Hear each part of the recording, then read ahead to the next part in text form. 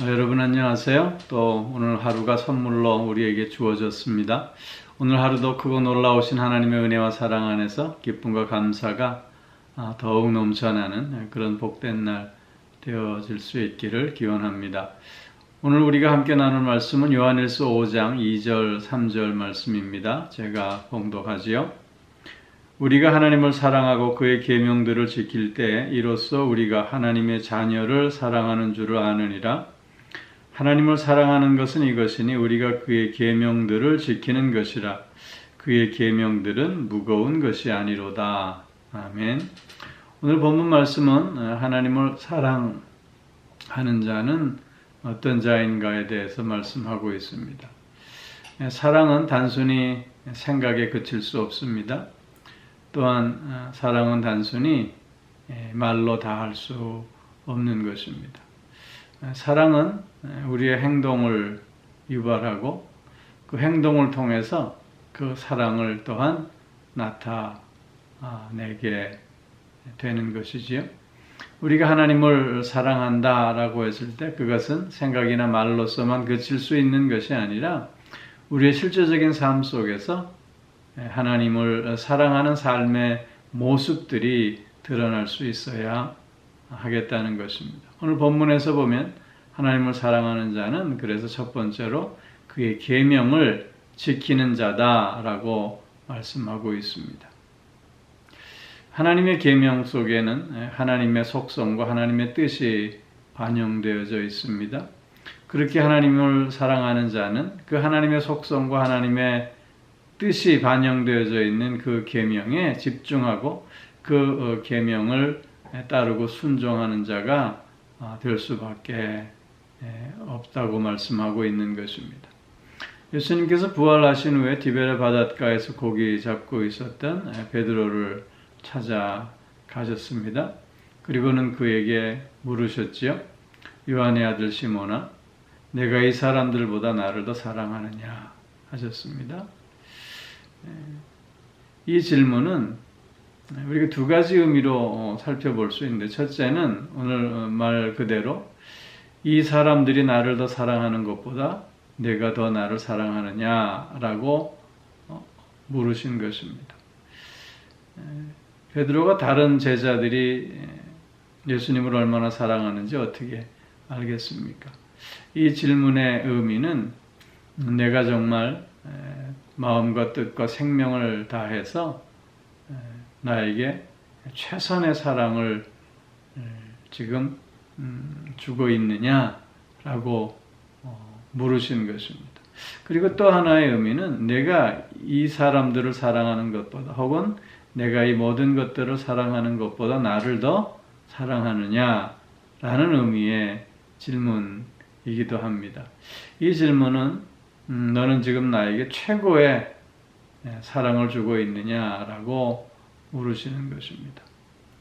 즉 예수님께서는 베드로를 찾아오셔서 최선의 사랑과 최고의 사랑을 지금 묻고 계시는 것입니다. 베드로는 내가 주를 사랑하는 줄 주께서 아시나이다 대답하지 않습니까? 즉 베드로처럼 하나님을 우리가 최선을 다해서 사랑하고 또 하나님을 최고로 사랑하는 자라 한다면 그 하나님의 뜻에 더욱 집중하고 그 하나님의 뜻에 또한 온 마음과 정성을 쏟는 자가 될 수밖에 없지 않겠습니까? 왜냐하면 나의 사랑하는 자의 뜻이 나의 삶의 최우선이기 때문인 것이죠. 내가 최고로 사랑하고 최선으로 사랑하는 하나님의 뜻이 그래서 나에게 가장 중요한 것이고 또 그 뜻을 이루는 것이 나에게 가장 기쁨이요 또한 의미가 넘치는 것이기에 그 계명을 준수하는 자가 되어질 수밖에 없지 않느냐라고 하는 것입니다. 그러면서 오늘 본문에서는 그 계명은 무거운 것이 아니다 그렇게 말씀하고 있습니다. 초대교회 당시에 유대주의적인 율법주의자들은 믿음으로만 구원받는 것이 아니라 율법을 다 지켜야지만 또한 구원받는다고 그렇게 가르쳤습니다. 그런데 율법이라고 하는 것이 결국 우리가 죄인됨을 밝혀주는 것 아닙니까? 그 율법은 우리를 제한하고 제약하기에 또 그것을 우리는 다 지킬 수 없기에 그것이 항상 우리의 짐이 되고 무거운 것이 되어 버렸던 것입니다. 그러나 예수님께서는 이 땅에 오셔서 사랑으로 율법을 완성하여 주시면서 내 멍에는 쉽고 내 짐은 가볍다고 내게로 와서 배우라고 말씀해 주셨습니다.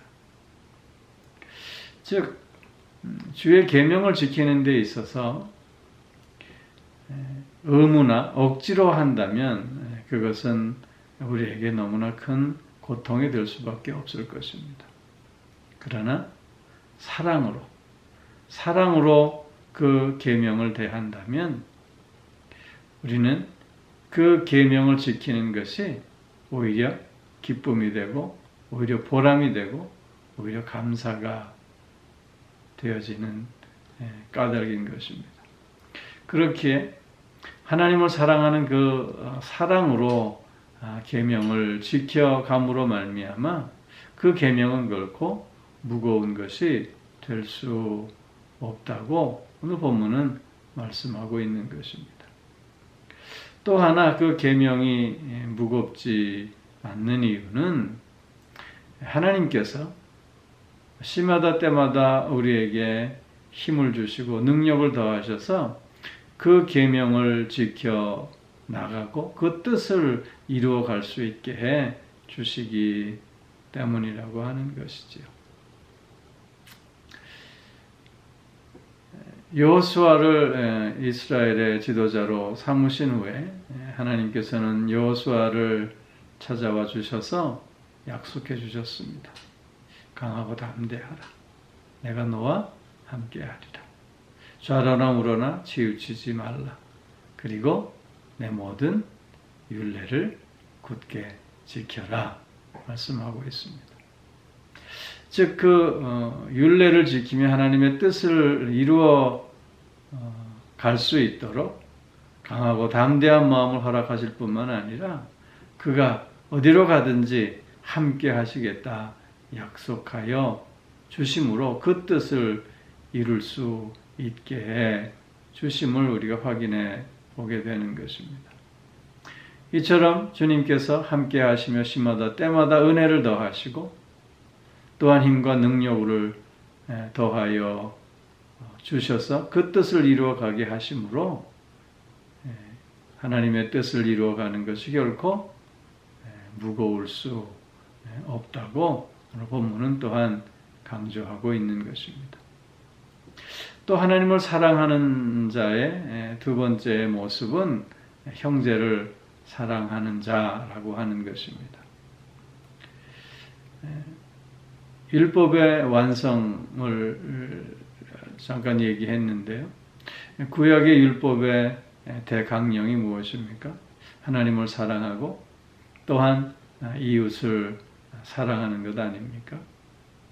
그렇기에 하나님을 사랑하는 자는 계명을 지키는 자요. 계명을 지키는 자들은 그래서 그 계명의 근본인 형제를 사랑하는 자 되어진다고 말씀하고 있는 것입니다.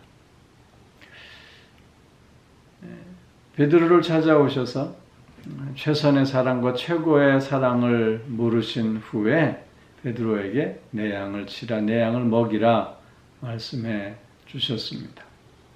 이 뜻은 하나님을 사랑하는 그런 최고의 사랑과 또 최선의 사랑으로 형제를 사랑하고 섬겨야 함을 말씀해 주고 있는 것입니다. 즉 하나님을 그렇게 사랑하는 자라면 그 사랑으로 형제를 위해서 그렇게 사랑을 또한 실천하는 자 되어져야만 함을 말씀하고 있는 것입니다. 실제적으로 우리의 삶 속에서 형제 사랑의 모습이 어떻게 드러나야 하겠습니까? 사랑은 속히하고 미움은 더디해야 할 것입니다. 용서는 속히하고 비난은 더디해야 하지 않겠습니까? 용납은 속히하고 거절은 더디하는 자가 되어져야 할 것입니다. 뿐만 아니라 칭찬은 속히하고 또한 비판은 더디하는 자가 되어져야 할 것이고 감사는 속히하고 불평은 더디하는 자가 되어져야 할 것입니다. 실제적으로 우리의 삶 속에서 이렇게 나 자신을 내려놓고 온 마음을 다해 형제를 사랑하며 섬김의 삶을 실천함이 곧 하나님을 사랑하는 증표가 되어진다고 하는 것입니다.